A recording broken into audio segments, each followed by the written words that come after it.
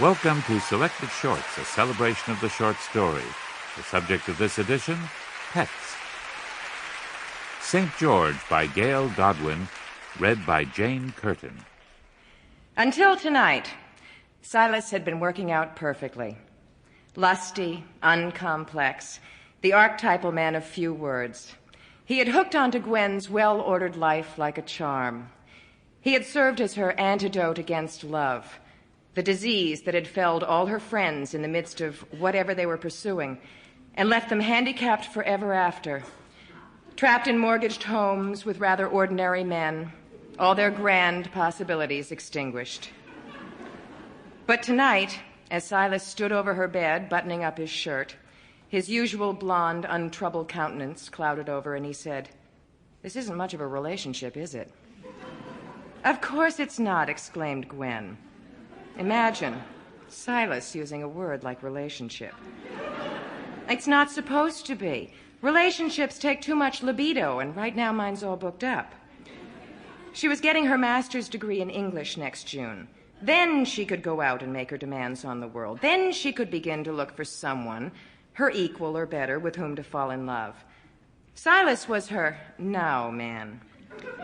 She had picked him up in an all-night coffee shop, having cleared her life of bearded graduate students who wanted to latch onto her psyche like leeches, or lie in bed afterward discussing D.H. Lawrence. She had been on the prowl for a simple man, a truck driver, perhaps, a non-soul sharer she couldn't get serious about, but who would stand between her and loneliness in this impersonal city. Lonely people, she knew, were the most susceptible to the disease of love. "Well, I thought we understood each other, Silas," she added, a little sadly from her pillows. "I understand," he said in his unruffled monotone. "I'm just feeling a little cold. Never mind." He gave her rump a friendly little pat. "If you're lucky, maybe I'll see you later in the week." He always said this. She, in return, said, "That would be nice."